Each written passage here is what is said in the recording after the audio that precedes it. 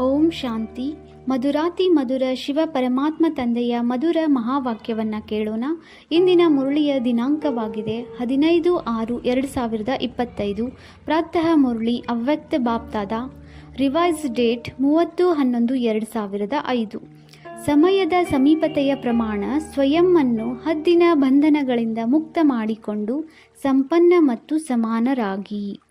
ಇಂದು 4 ಕಡೆಯ ಸಂಪನ್ನ ಸಮಾನ ಮಕ್ಕಳನ್ನು ನೋಡುತ್ತಿದ್ದೇವೆ. ಸಮಾನ ಮಕ್ಕಳೇ ತಂದೆಯ ಹೃದಯದಲ್ಲಿ ಸಮಾವೇಶವಾಗಿದ್ದಾರೆ. ಸಮಾನ ಮಕ್ಕಳ ವಿಶೇಷತೆ ಏನೆಂದರೆ ಅವರು ಸದಾ ನಿರ್ವಿಘ್ನ, ನಿರ್ವಿಕಲ್ಪ, ನಿರ್ಮಾಣ ಮತ್ತು ನಿರ್ಮಲವಾಗಿರುತ್ತಾರೆ. ಇಂತಹ ಆತ್ಮಗಳು ಸದಾ ಸ್ವತಂತ್ರರಾಗಿರುತ್ತಾರೆ. ಯಾವುದೇ ಪ್ರಕಾರದ ಹದ್ದಿನ ಬಂಧನದಲ್ಲಿ ಬಂಧಿತರಾಗುವುದಿಲ್ಲ. ಅಂದಾಗ ತಮ್ಮೊಂದಿಗೆ ತಾವು ಕೇಳಿಕೊಳ್ಳಿ, ಈ ರೀತಿಯ ಬೇಹದ್ದಿನ ಸ್ವತಂತ್ರ ಆತ್ಮನಾಗಿದ್ದೇನೆಯೇ? ಎಲ್ಲದಕ್ಕಿಂತ ಮೊದಲ ಸ್ವಾತಂತ್ರ್ಯತೆಯಾಗಿದೆ ದೇಹ ಬಾಣದಿಂದ ಸ್ವತಂತ್ರ. ಯಾವಾಗ ಬೇಕೋ ಆಗ ದೇಹದ ಆಧಾರವನ್ನು ತೆಗೆದುಕೊಳ್ಳುವುದು, ಯಾವಾಗ ಬೇಕೋ ದೇಹದಿಂದ ಭಿನ್ನ ಆಗಿಬಿಡುವುದು. ದೇಹದ ಆಕರ್ಷಣೆಯಲ್ಲಿ ಬರಬಾರದು. ಎರಡನೆಯ ಮಾತೇನೆಂದರೆ ಸ್ವತಂತ್ರ ಆತ್ಮನು ಯಾವುದೇ ಹಳೆಯ ಸ್ವಭಾವ ಮತ್ತು ಸಂಸ್ಕಾರದ ಬಂಧನದಲ್ಲಿಯೂ ಇರುವುದಿಲ್ಲ. ಹಳೆಯ ಸ್ವಭಾವ ಮತ್ತು ಸಂಸ್ಕಾರದಿಂದ ಮುಕ್ತರಾಗಿರುತ್ತಾರೆ. ಜೊತೆಗೆ ಯಾವುದೇ ದೇಹಧಾರಿ ಆತ್ಮನ ಸಂಬಂಧ ಸಂಪರ್ಕದಲ್ಲಿ ಆಕರ್ಷಿತರಾಗಿರುವುದಿಲ್ಲ. ಸಂಬಂಧ ಸಂಪರ್ಕದಲ್ಲಿ ಬರುತ್ತಾ ಭಿನ್ನ ಮತ್ತು ಪ್ರಿಯರಾಗಿರುತ್ತಾರೆ. ಅಂದಾಗ ತಮ್ಮನ್ನು ಪರಿಶೀಲನೆ ಮಾಡಿಕೊಳ್ಳಿ. ಯಾವುದೇ ಚಿಕ್ಕ ಕರ್ಮೇಂದ್ರಿಯವೂ ಸಹ ಬಂಧನದಲ್ಲಿ ಬಂಧಿಸುತ್ತಿಲ್ಲವೇ? ತಮ್ಮ ಸಮಾನವನ್ನು ನೆನಪು ಮಾಡಿಕೊಳ್ಳಿ. ಸರ್ವಶಕ್ತಿವಂತರು, ತ್ರಿಕಾಲದರ್ಶಿಗಳು, ತ್ರಿನೇತ್ರಿ, ಸ್ವದರ್ಶನ ಚಕ್ರಧಾರಿ. ಇದೇ ಸ್ವಮಾನದ ಆಧಾರದ ಮೇಲೆ ಸರ್ವಶಕ್ತಿವಂತನ ಮಕ್ಕಳನ್ನು ಯಾವುದೇ ಕರ್ಮೇಂದ್ರಿಯವು ಆಕರ್ಷಣೆ ಮಾಡಲು ಸಾಧ್ಯವೇ? ಏಕೆಂದರೆ ಸಮಯದ ಸಮೀಪತೆಯನ್ನು ನೋಡುತ್ತಾ ತಮ್ಮನ್ನು ನೋಡಿಕೊಳ್ಳಿ. ಸೆಕೆಂಡಿನಲ್ಲಿ ಸರ್ವ ಬಂಧನಗಳಿಂದ ಮುಕ್ತರಾಗಲು ಸಾಧ್ಯವೇ? ಯಾವುದೇ ಇಂತಹ ಬಂಧನವಂತೂ ಇಲ್ಲ ತಾನೆ? ಏಕೆಂದರೆ ಅಂತಿಮ ಪರೀಕ್ಷೆಯಲ್ಲಿ ನಂಬರ್ 1 ಆಗುವ ಪ್ರತ್ಯಕ್ಷ ಪ್ರಮಾಣವಾಗಿದೆ. ಮನಸ್ಸು ಬುದ್ಧಿಯನ್ನು ಸೆಕೆಂಡಿನಲ್ಲಿ ಹೇಗೆ ಎಲ್ಲಿ ತೊಡಗಿಸ ಬಯಸುವಿರೋ ಅಲ್ಲಿ ತೊಡಗಬೇಕು. ಏರುಪೇರಿನಲ್ಲಿ ಬರಬಾರದು. ಹೇಗೆ ಸ್ಥೂಲ ಶರೀರದ ಮೂಲಕ ಎಲ್ಲಿ ಹೋಗ ಬಯಸುವಿರೋ ಅಲ್ಲಿಗೆ ಹೋಗುತ್ತಿರಲ್ಲವೇ? ಹಾಗೆಯೇ ಬುದ್ಧಿಯ ಮೂಲಕ ಯಾವ ಸ್ಥಿತಿಯಲ್ಲಿ ಸ್ಥಿತರಾಗ ಬಯಸುವಿರೋ ಅದರಲ್ಲಿ ಸ್ಥಿತರಾಗಬಲ್ಲಿರಾ? ಹೇಗೆ ವಿಜ್ಞಾನದ ಮೂಲಕ ಲೈಟ್ ಹೌಸ್, ಮೈಟ್ ಹೌಸ್ ಇದೆ. ಸೆಕೆಂಡಿನಲ್ಲಿ ಸ್ವಿಚ್ ಆನ್ ಮಾಡುತ್ತಿದ್ದಂತೆ ಲೈಟ್ ಹೌಸ್ 4 ಕಡೆ ತನ್ನ ಲೈಟ್ ಮತ್ತು ಮೈಟನ್ನು ಕೊಡತೊಡಗುತ್ತದೆ. ಹಾಗೆಯೇ ತಾವು ಸ್ಮೃತಿಯ ಸಂಕಲ್ಪದ ಸ್ವಿಚ್ ಆನ್ ಮಾಡುತ್ತಿದ್ದಂತೆಯೇ ಲೈಟ್ ಹೌಸ್, ಮೈಟ್ ಹೌಸ್ ಆಗಿ ಆತ್ಮಗಳಿಗೆ ಲೈಟನ್ನು ಕೊಡಬಲ್ಲಿರಾ? 1 ಸೆಕೆಂಡಿನಲ್ಲಿ ಅಶರೀರಿಯಾಗಿಬಿಡಿ ಎಂದು ಆಜ್ಞೆ ಸಿಗುತ್ತಿದ್ದಂತೆಯೇ ಆಗಿಬಿಡುತ್ತಿರಲ್ಲವೇ? ಅಥವಾ ಯುದ್ಧ ಮಾಡಬೇಕಾಗುತ್ತದೆಯೋ? ಈ ಬಹಳ ಕಾಲದ ಅಭ್ಯಾಸವೇ ಅಂತ್ಯದಲ್ಲಿ ಸಹಯೋಗಿಯಾಗುವುದು. ಒಂದು ವೇಳೆ ಬಹಳ ಕಾಲದ ಅಭ್ಯಾಸವಿಲ್ಲವೆಂದರೆ ಆ ಸಮಯದಲ್ಲಿ ಅಶರೀರಿಯಾಗಲು ಪರಿಶ್ರಮ ಪಡಬೇಕಾಗುವುದು. ಆದ್ದರಿಂದ ಬಾಪ್ತಾದ ಇದೇ ಸೂಚನೆ ನೀಡುತ್ತಾರೆ. ಈ ಅಭ್ಯಾಸವನ್ನು ಇಡಿ. ದಿನದಲ್ಲಿ ಕರ್ಮ ಮಾಡುತ್ತಲೂ ಅಭ್ಯಾಸ ಮಾಡಿ. ಇದಕ್ಕಾಗಿ ಮನಸ್ಸಿನ ನಿಯಂತ್ರಣ ಶಕ್ತಿಯ ಅವಶ್ಯಕತೆ ಇದೆ. ಒಂದು ವೇಳೆ ಮನಸ್ಸು ನಿಯಂತ್ರಣದಲ್ಲಿ ಬಂದು ಬಿಟ್ಟಿತೆಂದರೆ ಯಾವುದೇ ಕರ್ಮೇಂದ್ರಿಯವು ನಿಮ್ಮನ್ನು ವಶೀಭೂತ ಮಾಡಲು ಸಾಧ್ಯವಿಲ್ಲ. ಈಗ ಸರ್ವ ಆತ್ಮಗಳಿಗೆ ತಮ್ಮ ಮೂಲಕ ಶಕ್ತಿಯ ವರದಾನ ಬೇಕಾಗಿದೆ. ಆತ್ಮಗಳಿಗೆ ತಾವು ಸರ್ವಶಕ್ತಿವಂತ ಆತ್ಮಗಳ ಪ್ರತಿ ಇದೇ ಶುಭ ಇಚ್ಛೆ ಇದೆ. ಪರಿಶ್ರಮವಿಲ್ಲದೆ ವರದಾನದ ಮೂಲಕ, ದೃಷ್ಟಿಯ ಮೂಲಕ, ವೈಬ್ರೇಷನ್ ಮೂಲಕ ನಮ್ಮನ್ನು ಮುಕ್ತ ಮಾಡಿ ಎಂದು. ಈಗ ಪರಿಶ್ರಮ ಪಟ್ಟು ಎಲ್ಲರೂ ಸುಸ್ತಾಗಿ ಬಿಟ್ಟಿದ್ದಾರೆ. ತಾವಂತೂ ಪರಿಶ್ರಮದಿಂದ ಮುಕ್ತರಾಗಿ ಬಿಟ್ಟಿದ್ದೀರಲ್ಲವೇ? ಅಥವಾ ಈಗಲೂ ಪರಿಶ್ರಮ ಪಡಬೇಕಾಗುತ್ತದೆಯೇ? ಮೊದಲೇ ತಿಳಿಸಿದ್ದೆವು, ಪರಿಶ್ರಮದಿಂದ ಮುಕ್ತರಾಗುವ ಸಹಜ ಸಾಧನವಾಗಿದೆ ತಂದೆಯೊಂದಿಗೆ ಹೃದಯದಿಂದ ಅತಿ ಸ್ನೇಹಿಯಾಗಿ ಬಿಡುವುದು. ತಾವು ಬ್ರಾಹ್ಮಣ ಆತ್ಮಗಳ ಜನ್ಮದ ಪ್ರತಿಜ್ಞೆಯಾಗಿದೆ. ಈ ಪ್ರತಿಜ್ಞೆಯು ನೆನಪಿದೆಯೇ? ಯಾವಾಗ ತಂದೆಯು ತಮ್ಮವರನ್ನಾಗಿ ಮಾಡಿಕೊಂಡರು, ಬ್ರಾಹ್ಮಣ ಜೀವನವನ್ನು ಕೊಟ್ಟರು. ಅಂದಾಗ ಬ್ರಾಹ್ಮಣ ಜೀವನದ ತಮ್ಮೆಲ್ಲರ ಪ್ರತಿಜ್ಞೆ ಏನಾಗಿದೆ? ಒಬ್ಬ ತಂದೆಯ ವಿನಃ ಬೇರೆ ಯಾರೂ ಇಲ್ಲ. ಈ ಪ್ರತಿಜ್ಞೆಯು ನೆನಪಿದೆಯೇ? ತಲೆ ಅಲುಗಾಡಿಸಿ, ಕೈಯನ್ನು ಅಲುಗಾಡಿಸುತ್ತಿದ್ದಾರೆ. ಒಳ್ಳೆಯದು. ಪಕ್ಕಾ ನೆನಪಿದೆಯೇ? ಅಥವಾ ಕೆಲವೊಮ್ಮೆ ಮರೆತು ಹೋಗುತ್ತದೆಯೇ? ನೋಡಿ, 63 ಜನ್ಮಗಳು ಮರೆಯುವವರಾದಿರಿ. ಈಗ ಈ 1 ಜನ್ಮದಲ್ಲಿ ಸ್ಮೃತಿ ಸ್ವರೂಪರಾಗಿದ್ದೀರಿ. ಅಂದಾಗ ತಂದೆಯು ಮಕ್ಕಳೊಂದಿಗೆ ಕೇಳುತ್ತಿದ್ದೇವೆ, ಬಾಲ್ಯದ ಪ್ರತಿಜ್ಞೆಯು ನೆನಪಿದೆಯೇ? ಎಷ್ಟು ಸಹಜ ಮಾಡಿಕೊಟ್ಟಿದ್ದೇವೆ. ಒಬ್ಬ ತಂದೆಯಲ್ಲಿ ಸಂಸಾರವಿದೆ. ಒಬ್ಬ ತಂದೆಯೊಂದಿಗೆ ಸರ್ವ ಸಂಬಂಧಗಳಿವೆ. ಒಬ್ಬ ತಂದೆಯಿಂದ ಸರ್ವ ಪ್ರಾಪ್ತಿಗಳಾಗಿವೆ. ಓದಿಸುವವರೂ ಒಬ್ಬರೇ ಆಗಿದ್ದಾರೆ ಮತ್ತು ಪಾಲನೆ ಮಾಡುವವರೂ ಅವರೇ ಆಗಿದ್ದಾರೆ. ಎಲ್ಲದರಲ್ಲಿಯೂ ಒಬ್ಬರೇ ಆಗಿದ್ದಾರೆ. ಬಲೆ, ಈಶ್ವರಿಯ ಪರಿವಾರವೂ ಇದೆ, ಆದರೆ ಪರಿವಾರವು ಒಬ್ಬ ತಂದೆಯದಾಗಿದೆ. ಬೇರೆ ಬೇರೆ ತಂದೆಯ ಪರಿವಾರವಲ್ಲ, ಒಂದೇ ಪರಿವಾರವಾಗಿದೆ. ಪರಿವಾರದಲ್ಲಿಯೂ ಪರಸ್ಪರ ಒಬ್ಬರು ಇನ್ನೊಬ್ಬರಲ್ಲಿ ಆತ್ಮಿಕ ಸ್ನೇಹವಿದೆ. ಕೇವಲ ಸ್ನೇಹವಲ್ಲ, ಆತ್ಮಿಕ ಸ್ನೇಹ. ಇಂದು ಬಾಪ್ತಾದ ಜನ್ಮದ ಪ್ರತಿಜ್ಞೆಯನ್ನು ನೆನಪು ತರಿಸುತ್ತಿದ್ದಾರೆ. ಇನ್ನೇನು ಪ್ರತಿಜ್ಞೆ ಮಾಡಿದ್ದೀರಿ? ಎಲ್ಲರೂ ಬಹಳ ಉಮ್ಮಂಗ ಉತ್ಸಾಹದಿಂದ ತಂದೆಯ ಮುಂದೆ ಹೃದಯದಿಂದ ಹೇಳಿದಿರಿ, ಬಾಬಾ ಇದೆಲ್ಲವೂ ತಮ್ಮದಾಗಿದೆ, ತನು ಮನ ಧನ ಎಲ್ಲವೂ ತಮ್ಮದಾಗಿದೆ ಅಂದಾಗ ನೀವು ಕೊಟ್ಟಿರುವ ವಸ್ತುವನ್ನು ತಂದೆಯು ಕೇವಲ ಸ್ವಲ್ಪ ಸಮಯಕ್ಕಾಗಿ ಕಾರ್ಯದಲ್ಲಿ ಉಪಯೋಗಿಸುವುದಕ್ಕಾಗಿ ಪುನಃ ನಿಮಗೆ ಕೊಟ್ಟಿದ್ದಾರೆ. ತಾವು ತಂದೆಗೆ ಕೊಟ್ಟಿದ್ದೀರಲ್ಲವೇ? ಅಥವಾ ಸ್ವಲ್ಪ ಸ್ವಲ್ಪ ಹಿಂತೆಗೆದುಕೊಳ್ಳುತ್ತೀರಿ, ಅರ್ಥಾತ್ ಅದನ್ನು ಮತ್ತೆ ತನ್ನದೆಂದು ಉಪಯೋಗಿಸುತ್ತಿದ್ದೀರೆಂದರ್ಥ. ಅನ್ಯರು ಕೊಟ್ಟಿರುವ ವಸ್ತುವನ್ನು ತನ್ನದೆಂದು ತಿಳಿಯುವುದಾಗಿದೆ. ಕೆಲವು ಮಕ್ಕಳು ಹೇಳುತ್ತಾರೆ, ವಾರ್ತಾಲಾಪ ಮಾಡುವಾಗ ಹೇಳುತ್ತಾರೆ, ನನ್ನ ಮನಸ್ಸು ಬಹಳ ಬೇಸರವಾಗುತ್ತದೆ ಎಂದು. ಆದರೆ ನನ್ನ ಮನಸ್ಸು ಎಂಬುದು ಎಲ್ಲಿಂದ ಬಂದಿತು? ಯಾವಾಗ ನನ್ನದೆಲ್ಲವನ್ನೂ ನಿನ್ನದೆಂದು ಅರ್ಪಣೆ ಮಾಡಿದಿರಿ ಅಂದ ಮೇಲೆ ಮತ್ತೆ ನನ್ನ ಮನಸ್ಸು ಎಂಬುದು ಎಲ್ಲಿಂದ ಬಂದಿತು? ತಾವೆಲ್ಲರೂ ಈಗ ಕವಡೆ ಇಲ್ಲದಿದ್ದರೂ ಚಕ್ರವರ್ತಿಗಳಾಗಿದ್ದೀರಿ. ಈಗ ತಮ್ಮದೇನೂ ಉಳಿದಿಲ್ಲ, ಕವಡೆಯಷ್ಟು ಉಳಿದಿಲ್ಲ, ಆದರೂ ಚಕ್ರವರ್ತಿಗಳಾಗಿ ಬಿಟ್ಟಿರಿ. ಏಕೆ? ತಂದೆಯ ಖಜಾನೆಯು ತಮ್ಮ ಖಜಾನೆಯಾಯಿತು ಅಂದ ಮೇಲೆ ಚಕ್ರವರ್ತಿಗಳಾಗಿ ಬಿಟ್ಟಿರಲ್ಲವೇ? ಪರಮಾತ್ಮನ ಖಜಾನೆಯು ಮಕ್ಕಳ ಖಜಾನೆಯಾಗಿದೆ. ಆದ್ದರಿಂದ ಬಾಪ್ತಾದ ಪ್ರತಿಜ್ಞೆಯನ್ನು ನೆನಪು ತರಿಸುತ್ತಿದ್ದೇವೆ. ನಿನ್ನದು ಎಂದು ಹೇಳಿದ ಮೇಲೆ ಮತ್ತೆ ನನ್ನದು ಎಂಬ ಶಬ್ದವನ್ನು ಉಪಯೋಗಿಸಬೇಡಿ. ಯಾವಾಗ ತಂದೆಯು ತಮ್ಮೆಲ್ಲರನ್ನೂ ಪರಮಾತ್ಮ ಖಜಾನೆಗಳಿಂದ ಸಂಪನ್ನ ಮಾಡಿಬಿಟ್ಟರು ಅಂದ ಮೇಲೆ ಜವಾಬ್ದಾರಿ ಎಲ್ಲವನ್ನೂ ತಂದೆಯು ತೆಗೆದುಕೊಂಡರು. ಯಾವ ಶಬ್ದಗಳಲ್ಲಿ? ಮಕ್ಕಳೇ, ನೀವು ನನ್ನನ್ನು ನೆನಪು ಮಾಡಿದ್ದೇ ಆದರೆ ಸರ್ವ ಪ್ರಾಪ್ತಿಗಳಿಗೆ ಅಧಿಕಾರಿಯಾಗಿ ಬಿಡುತ್ತೀರಿ. ಕೇವಲ ನೆನಪು ಮಾಡಿ ಮತ್ತು ತಾವು ಹೇಳಿದಿರಿ, ಬಾಬಾ ತಾವು ನಮ್ಮವರು, ನಾವು ನಿಮ್ಮವರು, ಈ ಪ್ರತಿಜ್ಞೆ ಇದೆಯಲ್ಲವೇ? ಆದ್ದರಿಂದ ತಂದೆಯು ತಿಳಿಸುತ್ತಾರೆ, ಖಜಾನೆಗಳನ್ನು ಸದಾ ಸ್ವಯಂನ ಪ್ರತಿ ಮತ್ತು ಸರ್ವ ಆತ್ಮಗಳ ಪ್ರತಿ ಕಾರ್ಯದಲ್ಲಿ ತೊಡಗಿಸಿ. ಕಾರ್ಯದಲ್ಲಿ ಎಷ್ಟು ತೊಡಗಿಸುತ್ತೀರೋ ಅಷ್ಟೇ ಖಜಾನೆಯು ವೃದ್ಧಿಯಾಗುವುದು. ಸರ್ವ ಶಕ್ತಿಗಳ ಖಜಾನೆ, ಸರ್ವ ಶಕ್ತಿಗಳನ್ನು ಕಾರ್ಯದಲ್ಲಿ ತೊಡಗಿಸಿ. ಕೇವಲ ನಾನು ಸರ್ವಶಕ್ತಿವಂತನಾಗಿದ್ದೇನೆಂಬ ಜ್ಞಾನವನ್ನು ಬುದ್ಧಿಯಲ್ಲಿಟ್ಟುಕೊಳ್ಳಬೇಡಿ, ಆದರೆ ಸರ್ವಶಕ್ತಿಗಳನ್ನು ಸಮಯ ಪ್ರಮಾಣ ಕಾರ್ಯದಲ್ಲಿ ತೊಡಗಿಸಿ ಮತ್ತು ಸೇವೆಯಲ್ಲಿ ತೊಡಗಿಸಿ. ಬಾಪ್ತಾದ ಮೆಜಾರಿಟಿ ಮಕ್ಕಳ ಚಾರ್ಟ್ನಲ್ಲಿ ನೋಡಿದೆವು. 2 ಶಕ್ತಿಗಳು ಒಂದು ವೇಳೆ ಸದಾ ನೆನಪಿದ್ದರೆ ಮತ್ತು ಸಮಯದಲ್ಲಿ ಕಾರ್ಯದಲ್ಲಿ ತೊಡಗಿಸಿದ್ದೇ ಆದರೆ ಸದಾ ನಿರ್ವಿಘ್ನರಾಗಿರುತ್ತೀರಿ. ತಮ್ಮ ಮುಂದೆ ವಿಘ್ನ ಬರಲು ಅದಕ್ಕೆ ಶಕ್ತಿಯೇ ಇರುವುದಿಲ್ಲ. ಇದು ತಂದೆಯ ಗ್ಯಾರಂಟಿಯಾಗಿದೆ. ಹಾಗೆ ನೋಡಿದರೆ ಸರ್ವಶಕ್ತಿಗಳೂ ಬೇಕು, ಆದರೆ ಮೆಜಾರಿಟಿ ನೋಡಿದಾಗ ಸಹನ ಶಕ್ತಿ ಮತ್ತು ರಿಯಲೈಸೇಷನ್ನ ಶಕ್ತಿ ಬೇಕಾಗಿದೆ. ರಿಯಲೈಸ್ ಮಾಡುತ್ತೀರಿ, ಆದರೆ ಅದನ್ನು ಪ್ರತ್ಯಕ್ಷ ಸ್ವರೂಪದಲ್ಲಿ ತರುವುದರಲ್ಲಿ ಗಮನ ಕಡಿಮೆ ಇದೆ. ಆದ್ದರಿಂದ ಕೇವಲ ಯಾವ ಸಮಯದಲ್ಲಿ ರಿಯಲೈಸ್ ಮಾಡುತ್ತೀರೋ ಆ ಸಮಯದಲ್ಲಿ ಚಲನೆ ಮತ್ತು ಚಹರೆಯು ಬದಲಾಗಿ ಬಿಡುತ್ತದೆ.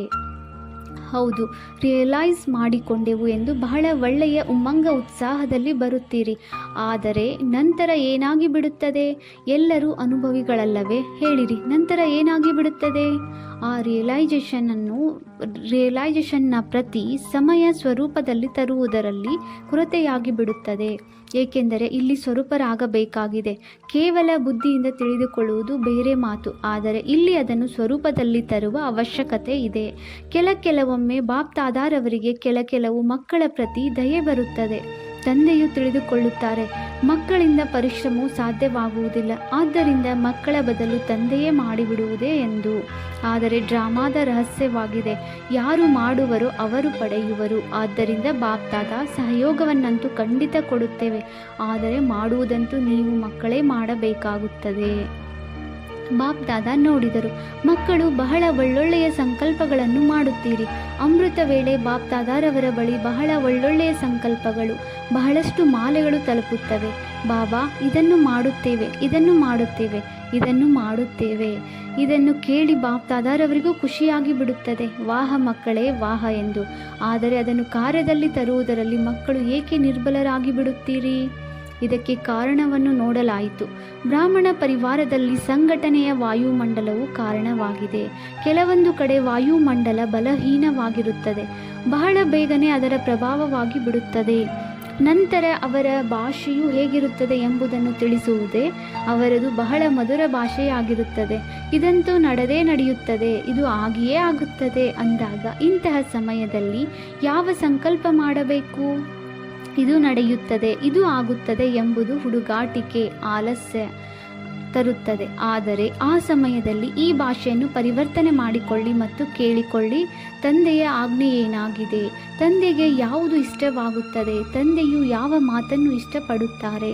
ತಂದೆಯು ಇದನ್ನು ಹೇಳಿದ್ದಾರೆಯೇ, ಮಾಡಿದ್ದಾರೆಯೇ? ಒಂದು ವೇಳೆ ತಂದೆಯ ನೆನಪು ಬಂದಿತೆಂದರೆ ಅಲ್ಲಿ ಹುಡುಗಾಟಿಕೆಯು ಸಮಾಪ್ತಿಯಾಗಿ ಉಮ್ಮಂಗ ಉತ್ಸಾಹವು ಬಂದು ಬಿಡುತ್ತದೆ.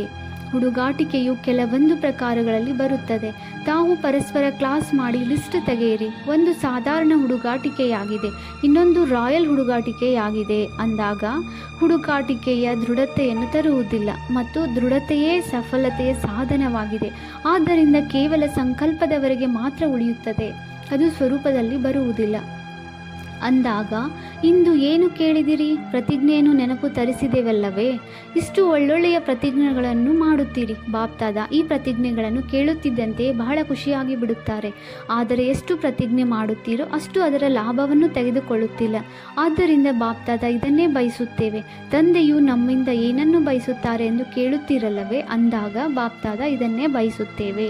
ಸಮಯಕ್ಕೆ ಮೊದಲೇ ಎಲ್ಲರೂ ಎವರಡಿಯಾಗಿ ಬಿಡಿ. ಸಮಯವು ತಮಗೆ ಮಾಸ್ಟರ್ ಆಗದಿರಲಿ, ಸಮಯಕ್ಕೆ ತಾವು ಮಾಸ್ಟರ್ ಆಗಿದ್ದೀರಿ.